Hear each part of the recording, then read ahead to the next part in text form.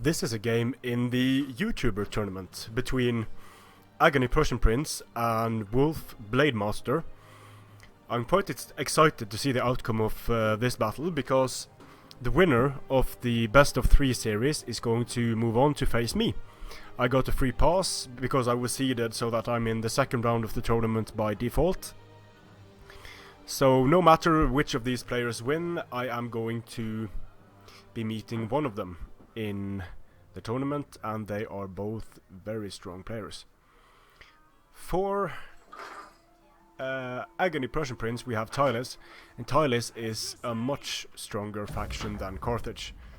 Carthage has a chance with if it uses its elephants really well, but the problem is that Tylus has all the tools needed to deal with elephants. They have elite javelin men, they have good javelin cavalry. Then we of course have the tribal warriors, so we have 6 tribal warriors, an Oathsworn, 2 Oathsworn actually. Then we have 3 levy freemen, 3 raiding horsemen, 3 mercenary Thracian peltasts. And this is a build that I like a lot. Its infantry is rock solid, it has the skirmishers to kill enemy cavalry, generals and elephants very quickly, and it has massive punching power in the form of 2 Oathsworn. For Blademaster and Carthage we have 2 mercenary companion cavalry, which is a very curious choice. I'd like to hear the reasoning for bringing mercenary companions to the field against Tylus.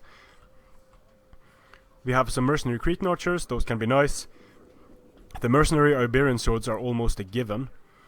Then we have some Libyan hoplites on the flanks, Carthaginian cavalry in the center, mercenary Samnites, and more mercenary Iberian swords, some Scutari.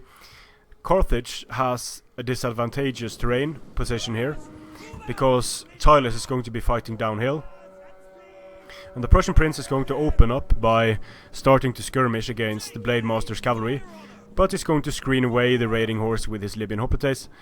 And these are not as good at screening as levy freemen are, because they aren't able to throw javelins. So they can screen, but they aren't going to be able to do much damage. So the Prussian Prince is going to force the flanking force of Blademaster towards the center. He's going to pull them away. The Prussian Prince needs to be careful here, because there are Cretan archers getting some shots off on the raiding horsemen.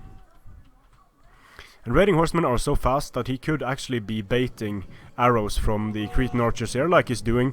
The arrows are falling short and not doing any damage. Carthage can obviously not take Tylus head on. It's going to have to rely on getting the damage done with its Cretan archers. We have 3 mercenary Cretan archers. Now I quite like the Balearic slingers against Tylus, because they have more ammunition. We have a lot of firing coming against the Oathsworn. Although it's frontally, this is going to do quite a bit of damage to them. They are in the forest as well, so sort of protected there, but Blademaster is going to keep kiting back, which he'll need to. He does not want to take this Tylus force head on. He's going to lose substantially if he does. Here we have raiding horse doing their thing and doing damage to the mercenary companion cavalry.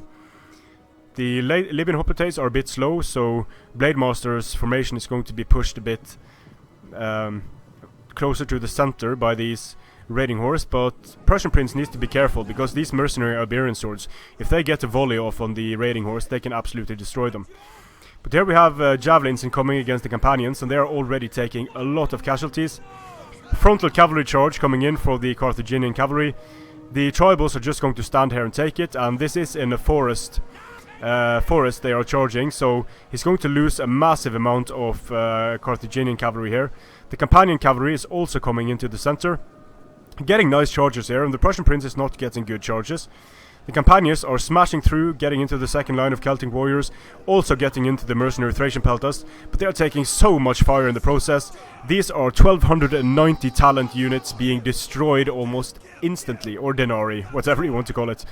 Denarii units being destroyed instantly by the massive skirmish fire that Tylus is able to bring to the battle. The mercenary Scutari are doing well, because they got the charge against the tribals. We have levy freemen and levy freemen backing up. The mercenary companions are not doing well here. Being under fire from 41 missile damage javelins is going to absolutely wreck them. So while it was a nice idea with the frontal cavalry charge, the Prussian prince deploying in several lines here meant that the Prussian prince was going to be able to pour fire directly into the cavalry units of Blademaster, and the Carthaginian cavalry and the companion cavalry is quickly becoming destroyed on the battlefield. Tribal warriors charging the mercenary Iberian swords. The mercenary Iberian swords are dead. Levy freemen showing how useful they can be in destroying Carthaginian cavalry. This mercenary companion is going to get a nice charge on the tribal warriors, but it's very, very depleted. In the center, it looks like the Prussian prince has defeated Blademaster's sword units and is going to be able to push through. Although the Blademaster had been firing for a long time on these Oathsworn, it wasn't enough to take them down sufficiently. Late Libyan hoplites are going to get absolutely destroyed here. The raiding horse charging in and destroying a unit, getting some more javelins into the mercenary companion cavalry, which is going to destroy it. And overall, the Prussian prince is getting the better of these engagements.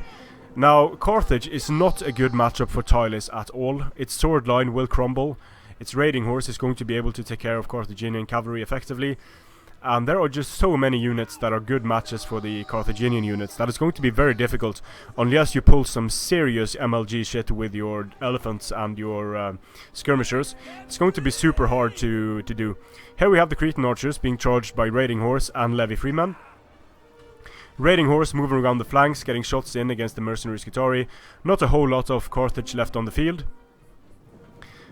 Another charge by the levy freemen. They are out of ammunition, it looks like, and they're going to stop here.